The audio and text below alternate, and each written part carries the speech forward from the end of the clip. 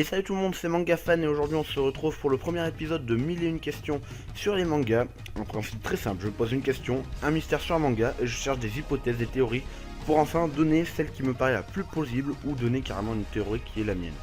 Aujourd'hui gros morceau puisqu'on s'attaque au CL manga de One Piece, plus particulièrement à la volonté du dit. Donc vous devrez savoir si vous suivez One Piece que certains personnages portent ce mystérieux dit dans leur nom, comme Monkey D. Luffy porte 4DS ou Gold D. Roger.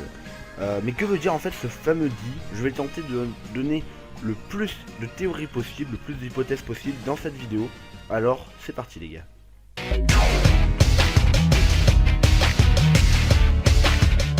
Donc pour cette première théorie, nous allons prendre une théorie très connue, le dé de Dream qui veut dire rêve en anglais. En effet dans le manga le personnage portant un dé ont tous un rêve et sont forts d'esprit, ne s'arrêtent jamais d'y croire et meurent que quand c'est la seule issue possible.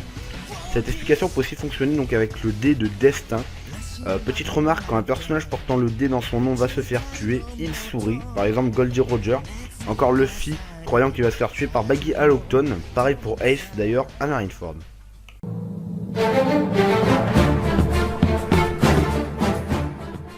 En effet, tous les porteurs du dé ont de rudes problèmes pour atteindre leurs rêves, leur objectif. Ils doivent tout affronter, tout sans exception. On va prendre l'exemple de l'équipage Mugiwara, ou au chapeau de paille, ils affrontent le gouvernement mondial, les 7 grands corsaires, les 4 grands empereurs, ont tous les problèmes du monde dans leur épopée. Mais le mot danger peut être aussi désigné d'une autre façon. Le mot danger pourrait être désigné par rapport au gouvernement mondial, c'est-à-dire que les porteurs du dé sont un danger pour le monde. C'est ce que dit le membre du Conseil des 5.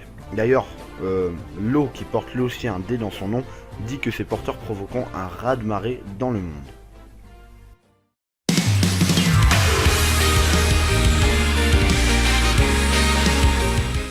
Alors là c'est une de mes théories préférées. Dans One Piece, les porteurs du dé sont considérés comme les ennemis des dieux. Donc les dieux ce sont les Tenryubito, les dragons célestes. Dé peut être tout simplement les démons qui défient le gouvernement mondial, les Tenryubito. À ce moment-là, les dés seraient des démons pour certains, mais les pirates du chapeau de paille, par exemple Nami, Usopp ou Sanji, n'ont pas un dé, et pourtant ils défient aussi le gouvernement mondial. À ce moment-là, Luffy et les porteurs sont peut-être, donc les porteurs du dé sont peut-être en fait les chefs d'une alliance pirate, d'une armée pirate, pour détruire ce gouvernement mondial. À ce moment-là, ils seraient donc considérés comme des dieux pour cette armée de pirates.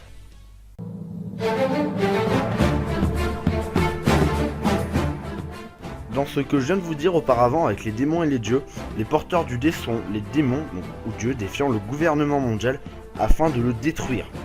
Donc serait-ce donc lié, démons, dieux, destruction? Dieu! Tout est lié! Mais souvenez-vous aussi dans l'île des hommes poissons, Madame Shirley voit que Luffy détruirait l'île des hommes poissons. Le mot destruction, destructeur peut donc s'appuyer sur cette prédiction.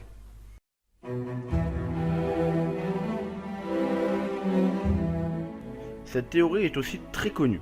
Peut-être qu'en fait le dé est juste la clé pour aller jusqu'au One Piece. À la fin, Luffy par exemple se trouve tout simplement devant une porte et grâce au dé, la porte s'ouvrira. Et là le One Piece sera pour Luffy. Mais avez-vous déjà pensé aux anciens équipiers de Gold et Roger, Rayleigh, Baggy et Shanks? Ils n'ont pas de dé dans leur nom et pourtant ils savent où est le One Piece.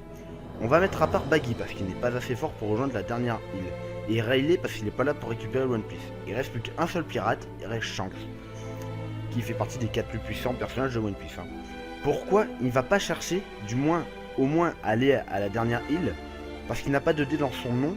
À ce moment-là, Shanks a sauvé Luffy parce qu'il avait un dé et que son rêve est de récupérer le One Piece. Il lui demande de lui remettre le chapeau de paille plus tard.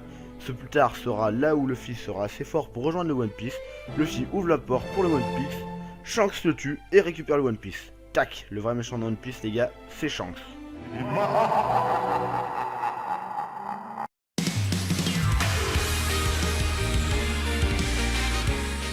Cette fois-ci nous allons partir sur le siècle oublié.